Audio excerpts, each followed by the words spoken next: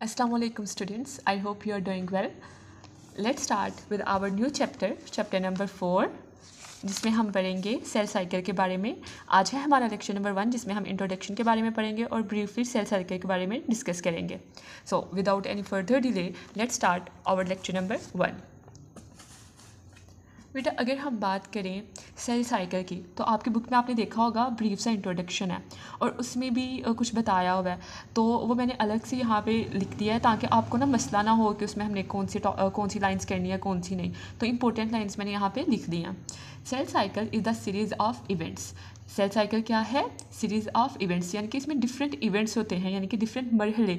जैसे हमारी ज़िंदगी के डिफरेंट मरहले होते हैं ना, जैसे हम पैदा होते हैं, पहले बच्चे होते हैं, फिर जवान होते हैं, फिर बूढ़े हो जाते हैं, हमारी ग्रोथ होती है, कुछ स्टेप्स होते हैं हमारे ज़िंदगी के मूव ऑन करने के. इसी तरह सेल के भी डिवाइड करने के, ग्रोथ करने के, प्रिपेयर होने के कुछ इवेंट्स होते हैं जिनको हम कहते हैं cell cycle. Cell cycle is a series of events. It includes stage of growth, preparation and cell division. इसमें क्या आ जाती है कि सेल किस तरह ग्रो करता है, किस तरह तैयार होता है और किस तरह उसकी डिवीजन होती है. अब सेल को डिवाइड करने के कितने बेटा मेथड हैं? 2 मेथड्स होते हैं, ठीक है. एक को हम कहते हैं माइटोसिस और एक को हम कहते हैं मियोसिस. अब इनमें क्या डिफरेंस है? इनमें ना जो डिफरेंस है वो आता होता है शॉर्ट क्वेश्चन के तौर पे, इस वजह से मैंने इनको डिफरेंस के फॉर्म में मेंशन कर दिया. Cell makes identical copies of themselves. Mitosis में बेटा क्या होता है कि सेल्स जो से हैं वो जब डिवाइड होते हैं ना, जब डॉटर सेल्स में डिवाइड होते हैं, जब उनकी डिवीजन होती है तो अपनी सेम टू सेम कॉपीज़ बनाते हैं. जैसे फॉर एग्जांपल आप एक कॉपी लेते हो, ठीक है ना. जैसे फॉर एग्जांपल कोई डॉक्यूमेंट है, कोई असाइनमेंट है, आपने वो कॉपी करवानी है, तो बिल्कुल सेम टू सेम आएगी ना. वो होती हैं आइडेंटिकल कॉपीज़, यानी कि बिल्कुल सेम टू सेम. जो इनकी सेल डिवीजन के बाद जो इनकी डॉटर सेल्स पैदा होती है ना, वो सेम टू सेम किस तरह की होती हैं? सेल्स की तरह की होती हैं. मियोसिस में अगर हम बात करें तो sales produce special cells with half the genetic material needed for reproduction. अब ये बात ज़रा ना गौर से समझने वाली है. कहते हैं सेल्स जो से हैं वो स्पेशल सेल्स प्रोड्यूस करते हैं. स्पेशल सेल्स कौन से होते हैं? 2 होते हैं, एग्स होते हैं और स्पर्म सेल होते हैं. अब दोनों में ना, स्पर्म में और एग में हाफ जेनेटिक मटेरियल कह रहे हैं क्रोमोसोम को, दोनों में आधा आधा जेनेटिक मटेरियल जाएगा जो कि फिर रिप्रोडक्शन के लिए ज़रूरी होगा. अब मैं आपको एग्जांपल देती हूँ. जैसे फॉर एग्जांपल टोटल होते हैं 46 chromosome, I think so, okay. Then 23 जो होंगे ना क्रोमोसोम, वो जाएंगे स्पर्म में और जो 23 होंगे वो हो जाएंगे एग में, ठीक है. जब वो दोनों मिलेंगे तो क्या होगा? रिप्रोडक्शन होगी. और क्या होगा? वो फिर मतलब नेक्स्ट रिप्रोडक्शन होगी. आई होप सो कि आपको समझ आ गई होगी कि हाफ एग में जाएंगे, हाफ किस में जाएंगे? स्पर्म में जाएंगे. और फिर क्या होगा कि इनकी रिप्रोडक्शन स्टार्ट होगी. It is essential for growth and repair of cell.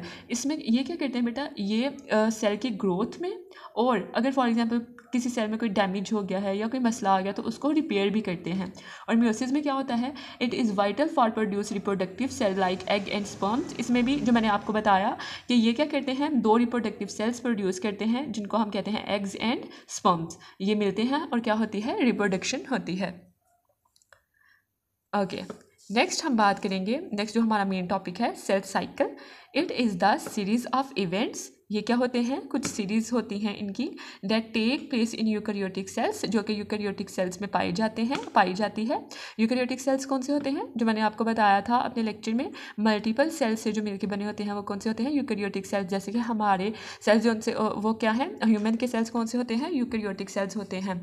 From its formation to its division into 2 daughter cells. यानी कि सेल साइकिल कहाँ से स्टार्ट होता है?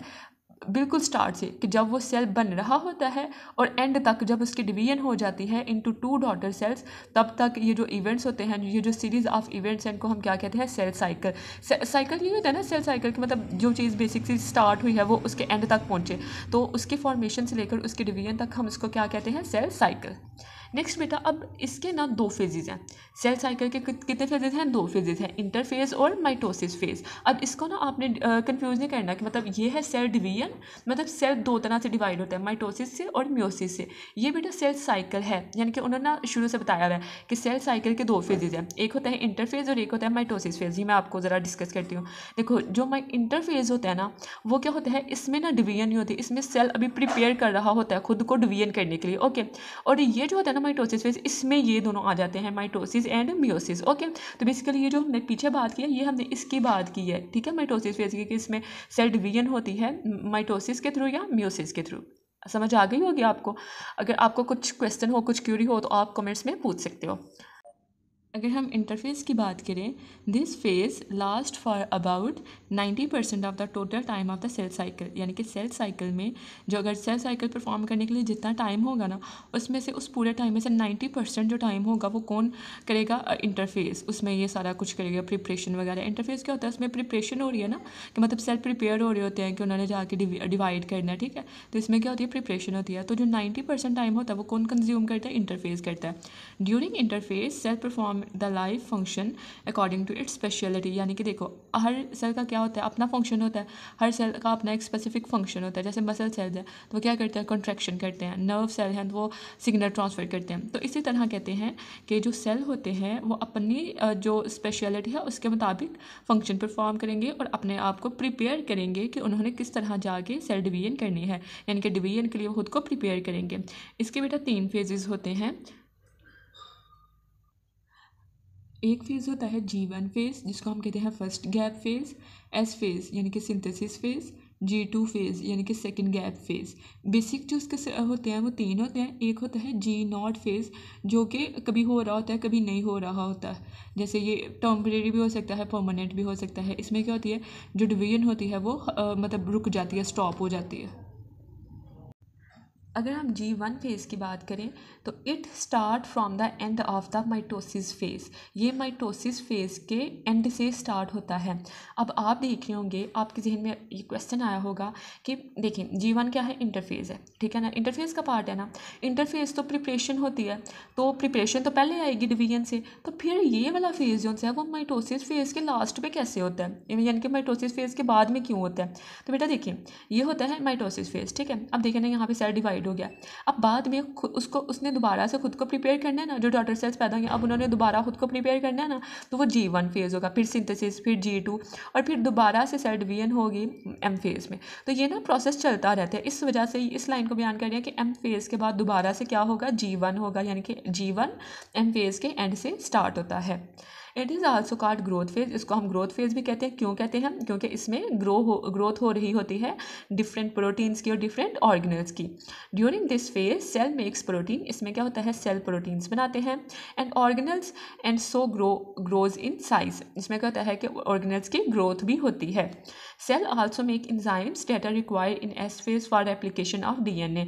इसमें क्या होता है? सेल कुछ इंजाइम्स बनाते हैं जो कि जब हम एस फेज में हम पढ़ेंगे कि इसमें ना DNA की कॉपीज़ बनती हैं।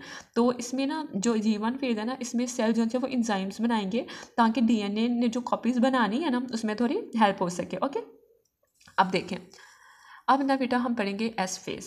एस फेज़ में क्या होता है? During this phase DNA of each chromosome is replicated. इसमें क्या होता है बेटा? जो क्रोमोसोम के DNAs होते हैं वो कॉपीज़ बनाते हैं, ठीक है। It result in the duplication of chromosome, ताकि DNA जो क्रोमोसोम है उसकी कॉपीज़ हो सके।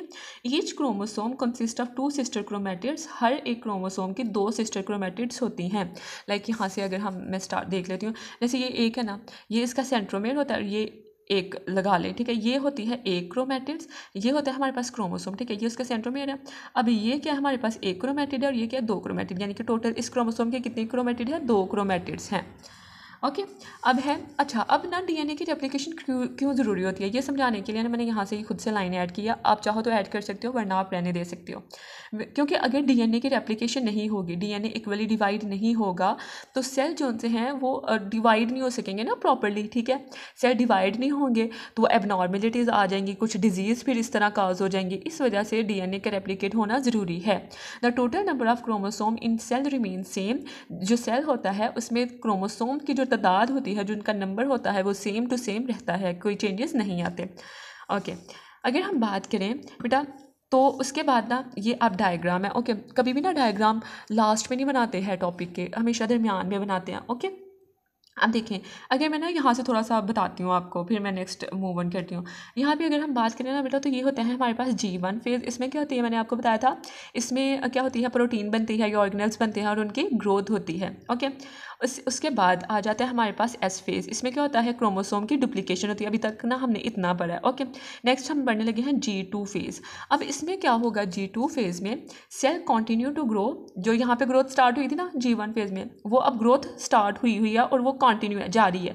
And produce protein necessary for sale division. इसमें भी ग्रोथ भी हो रही है और प्रोटीन भी बन रही है, लेकिन यहाँ पे थोड़ी लगा ले कम बन रही होगी, यहाँ पे वो ज़्यादा बन रही है। ठीक है, नेसेसरी क्योंकि जो है ना प्रोटीन वो काफ़ी ज़रूरी है। Okay, the cell checks for any DNA damage that may occur during replication. अब देखिए मैंने आपको क्या बताया था, अगर DNA में कुछ मतलब चेंज आ गया तो उसमें एबनॉर्मेलिटीज़ पैदा हो सकती हैं। तो कहते हैं कि अगर फॉर एग्जांपल ये ना G2 फेज़ में चेक किया जाता है कि भाई अगर DNA में कोई डैमेज आ गया, DNA की रेप्लिकेशन नहीं सही हुई है, तो उसको सही कर लिया जाए ताकि बाद में मसला ना हो। Okay, and make necessary repairs के मतलब अगर फॉर एग्जांपल DNA में कोई एबनॉर्मेलिटीज़ आ गई हैं या कोई इशू हो गया है, रेप्लिकेशन नहीं सही हुई, तो उसकी वो रिपेयर कर सकें उसको। It also begins to reorganise its content in preparation for mitosis. इसमें वो देखते हैं कि अगर कोई मसला है तो उसको दोबारा से प्रिपेयर कर सकें।